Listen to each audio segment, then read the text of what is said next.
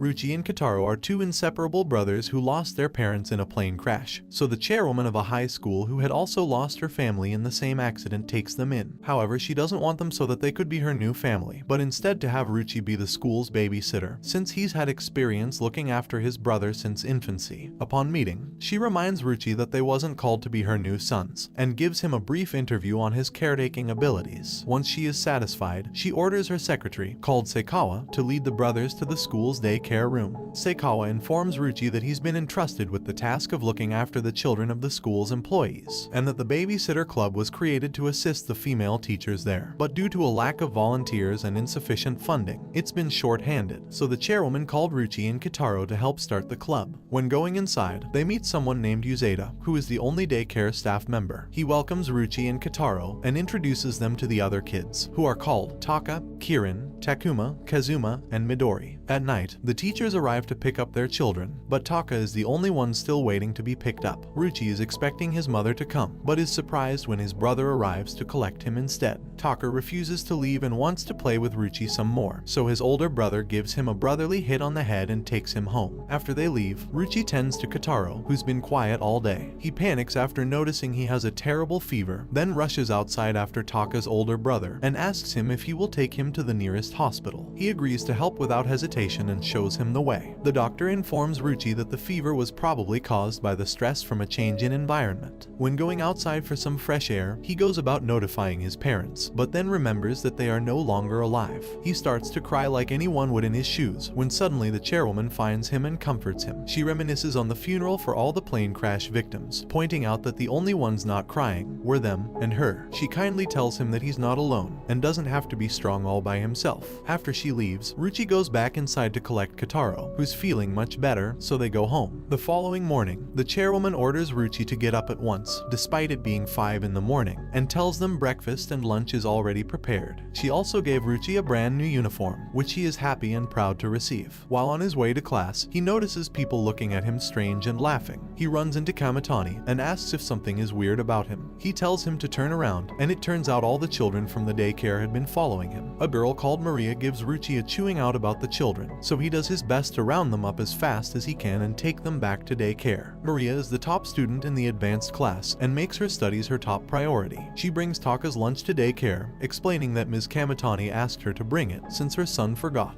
Uzeda uses this moment to take advantage and pretends that he is sick, and asks Maria to take over for him. At first, the children are scared of Maria because of the incident in the hallway. She opens up and starts crying, saying that studying is all she is good at, and the harder she studies, the more alone she becomes. The children go over to comfort her, and they all cry along together. Later, Ryuichi asks Kotarou if he wants to go to the zoo, however the kids overhear, and before he can blink, they are all begging him to go. Uzeda tells him that he should take everyone, and he will go with him too, since he can get paid for working weekends. Ryuichi is granted permission from the chairwoman for the zoo trip and even invites her to go, but she unsurprisingly declines the invitation. Seikawa had prepared the food for all the children, and even put in extra for the parents. Kamitani apologizes for dropping Taka off by himself, but he can't stay as he has training and their mom is busy. The children have fun exploring and seeing all the different animals at the zoo, but when they're about to leave, Taka thinks he has seen his older brother and starts to follow him. After tailing the man, Taka discovers it was not his brother and he ends up lost. Taka panics and cries, like any child his age would, and calls out for his brother. Luckily enough, Kamitani appears, and although Taka tries to hide it, he is over the moon to see him. Valentine's Day arrives, and the boys discuss if they'll receive chocolates or not, and the girls discuss who they would give them to. The girls mention a boy from the advanced class they have a crush on, called Yagi, and try to give him their chocolates. However, Maria flips out and reminds the girls that it is against school rules to give out chocolates this day. Yagi agrees with Maria and tells the girls to wait till after school. He then questions Maria about the babysitter club and says that he is interested in joining it because he loves little kids. Maria snaps at Yagi and tells him to speak to them himself. So Yagi finds Ryuichi and asks if he can join, confused as no one ever wants to join the babysitter club. He happily accepts Yagi into the club. Ryuichi takes a mental note when he sees Yagi compliment all the children one by one, weirdly trying hard to get on their good side. Meanwhile, Maria overhears two students say that Yagi looks at the kids in a very strange way, so she runs to the daycare and finds Yagi with a nosebleed. Suddenly, Yagi's friend, called Nezu-kun, takes him away since it wouldn't be good if he joins the club. The children begin to ask Maria for chocolates, but she tells them no and that it is forbidden on this day, so they all burst into tears. But just a few seconds later, she tells them that if they can wait till tomorrow, she'll bring them the most delicious chocolates she can, which makes them happy. While walking home, Ryuichi gives Maria some chocolates and a compliment, which makes her blush. The next morning, Ryuichi has physical education. A couple of the boys in his group complain about having gym first period, and that it's too cold. All of a sudden, Yuzeda comes along with the kids, and Ryuichi's classmates begin to chase them around the playground, so that they can use them as heat packs to warm themselves up. Ryuichi sees Takuma being picked up by a man dressed suspiciously, but it turns out that he is the father of Takuma and Kazuma. He explains that he was dressed like that because he is famous and didn't want to be recognized. He was hoping to spend his first day off in 6 months with his children, but when he picks up Kazuma, he cries. After many attempts of trying to play with them, he gives up and leaves. While exiting the school, he gets recognized and flooded with kids begging for his autograph and a picture, but luckily his wife shows up and saves him. She explains to him that it may be her fault that Kazuma is afraid of him, because they were watching a movie where he acted as a kidnapper. He turns around to find Kazuma and Takuma. They call him Papa and ask him to play with them, which made him filled with joy. The next morning, Ryuichi starts his first day of high school, and the clubs began to look for new members, but Ryuichi decides to stick with the babysitter club. However, Yuzeda encourages him to at least take a look at the different clubs, so they take a walk to check them out, such as the drama club, who the mother of Kirin is in charge of, the cooking club, which Maria is a part of, and the baseball club, which Taka's older brother plays for. While Ryuichi is putting up a flyer for the babysitter club, Kamitani approaches to ask if he can join. Surprised as ever, Ryuichi asks him why, and he goes on to explain that it's because his brother Taka is there, and also that Kotarou recruited him. The next day, Ryuichi wakes up feeling heavy and sick, so the chairwoman takes Kotarou to stop the cold from spreading to him. She gives Ryuichi an extra blanket and Kotarou helps her prepare food and medicine to make him better. He uses all his strength just to get one drop out of a lemon, which was a cuteness overload for me. After having recovered, Ryuichi returns to the daycare, and while changing Midori's diaper, he realizes there are no wipes to clean her with, and while he looks for some more, she crawls away. Just then, a boy opens the door and gets a bad first impression. He had gone to the club to meet Midori, who apparently is to be his future daughter when he gets with her mother. Ryuichi thinks about it during class and is confused as he thought Midori's mom was married. When he gets to the daycare, he meets the boy again. He tells Ryuichi that he wants to help Midori's mother, since her husband was in heaven. When he was about to tell her his feelings, Midori starts to cry, and her mother tells her that her papa is returning from his trip today. When he finds out that he misunderstood Ms. Sawatari, he says that when she wants to go out with her husband, he could take care of Midori, covering up that he was just about to confess his love for her. When Ryuichi was drying his clothes, Kotarou sees someone in the bushes and brings Ryuichi over to help him. It turns out to be Kichi-kun, Nezu-kun's brother, so Ryuichi decides to call Nezu, but realizes that he didn't have his number, so he called Yagi instead, who came with Maria. It's discovered that Nezu-kun works a job while still being in school because he has a large family, and his little brother reveals that he ran away because someone wouldn't buy him a game. Suddenly, his other young brother pops out the bush too, and calls Yagi a pervert. After talking, Ryuichi and Yagi heave them out of the bush. At that moment, Nezu appears with the game Kichi wanted, and tells them they'd better thank father and share it with the others. The following school day, Ryuichi forgets his lunch, so Yuzeda lets Kotarou take it to him, to see how he goes with his first extra errand. Yuzeda managed to convince the boy that is in love with Midori's mother to watch over Kotarou, in exchange for a photo of her. On the other hand, Ryuichi's classmates offer to give him their lunch when they notice he was missing his. While Kotarou climbs the stairs, he collides with a student and falls, dropping Ryuichi's lunch, but the student Yuzeda tasked to watch over him saves the situation. He helps Kotarou to climb the rest of the stairs, and in the end he reaches Ryuichi's classroom. Kotarou gives him his lunch. However, Ryuichi was already full from the food his classmates gave him, but he doesn't mention it as he didn't want to let Kotarou's efforts go to waste, so he picks him up to go and eat their lunch together. While talking to her friends, Yuki gets questioned about her feelings for Ryuichi. She blushes and tells them to be quiet. Then the girls start saying how attractive he is and that he has a great personality. They voice their concerns about Maria and that she shouldn't be a problem as she only prioritizes her studies. But what the girls didn't know is that Maria was passing by, and she heard everything.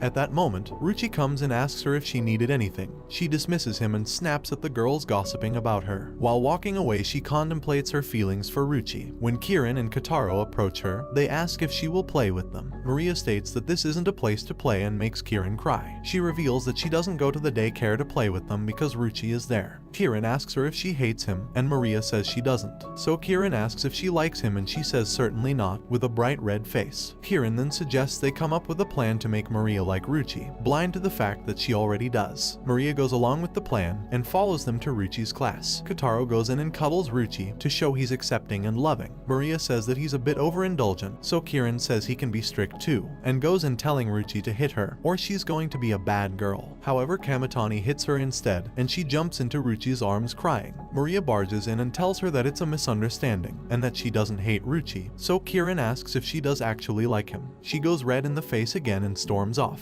Ryuichi rushes after her and grabs her by the arm, but instead of confessing his love for her, which we all wanted to see, he just tells her that she had a sticker on her skirt. The next day, Ryuichi finds a love letter in his locker and wonders who would have left it. Yuki sees him receive it, but tells her friend it wasn't her who left the letter. Meanwhile, Maria shows up and tells them to stop loitering where people are trying to leave. Then his classmate starts reading the letter. It was a confession of love for Ryuichi, which stated at the end a place to meet the next morning. Ryuichi couldn't concentrate and spends the rest of the day thinking about what to do. At home, the chairwoman thinks he might have a cold as his face was red from blushing so much, and tells him to take a hot bath and go to sleep. When Ryuichi and Kotarou were on their way to school, he was totally lost in thought from what to tell his secret lover. He loses Kotarou and runs into Maria and Yuki, who left early to find out who gave Ryuichi the love letter. They offer to help Ryuichi find Kotarou, but it turns out he was found by Kamitani. We discover that Kotarou wandered into someone's yard to bring Ryuichi a lemon, as he thinks he is sick and needs to get better, when really he's just been acting weird because a girl likes him. In the end, Ryuichi rejects the girl who sent him the letter because his priority was Kotarou. Meanwhile, Maria and Yuki were hidden in a bush listening to everything. Later, Kamitani and Taka invite Ryuichi and Kotarou to a festival. They arrive well dressed for the occasion, while Kamitani was dressed casually. He bets Taka that he will lose his sword by the end of the day, then they start walking. Taka finds a game he wants to play which rewards a cool prize for winning, but it was clear that the game was arranged so that he loses, so Kamitani drags him away. They run into Uzeda, who was there working a part-time job that his neighbor asked him to do. At that moment, Taka realizes that he had lost his sword and bursts into tears, so they all start to search for it. The sword doesn't turn up, so Kamitani tells him that he can play the game he wanted if he decides not to search anymore. Taka accepts, and when Kotarou pulls one of the ropes, the same sword that he lost comes out. Kamitani grabs the dodgy worker, and as an apology he gave them the newest game system. Returning to the daycare routine, Kamitani had quarreled with his brother for drawing a poop on his autographed baseball, but instead of hitting him like he usually does, he just completely ignores him. Outside, Ryuichi tries to talk to him and explains that Kotarou had also destroyed some of his stuff too, but Kamitani explains that he wasn't angry about the ball, but that he doesn't understand what he did was wrong. On the other hand, the chairwoman was giving Taka a lesson. She asks for the sword he treasures and pretends she's going to break it to show Taka what his brother felt when he messed up his ball, and in the end they both reconcile. The day of the Academy Festival had finally arrived, and for some reason the daycare room also had to participate. The parents of all the children are going to attend, and Kieran's father arrives. He asks where the hot babysitter girls are, and Uzeda plays a trick on him, introducing him to Kamitani and Ryuichi wearing wigs. Quickly he realizes that they are men, and says that he doesn't feel comfortable leaving his daughter with male babysitters, because he doesn't want his daughter's innocence stained. When he was just about to leave with his daughter, Ryuichi stops him. He seemed to quickly forget that Ryuichi was a boy, but when Midori pulls the wig and it falls off, he flips out, and becomes even more determined to take his daughter from the daycare. Kamitani intervenes, who Kieran's father again mistakes for a girl. At that moment, Midori's father arrives, guided by the boy who is in love with Midori's mother. All the parents share a moment and realize that their children are growing up so fast. Suddenly, Kamitani's mother appears at the daycare and informs them there are some eggs due to hatch soon over in the science lab, and asks if they would like to go and see them. The children get excited and instantly make their way to the lab. However, the eggs are due to hatch the next day, which Taka's mom tried to tell them before they ran off excited. The following morning, Kotarou was excited to see the chicks. Taka's mom was there early and invites them in her classroom, as the eggs were about to hatch. Ryuichi and Kotarou patiently wait by the incubator, and finally the eggs hatch. Later on, all the other kids come to see the chicks too,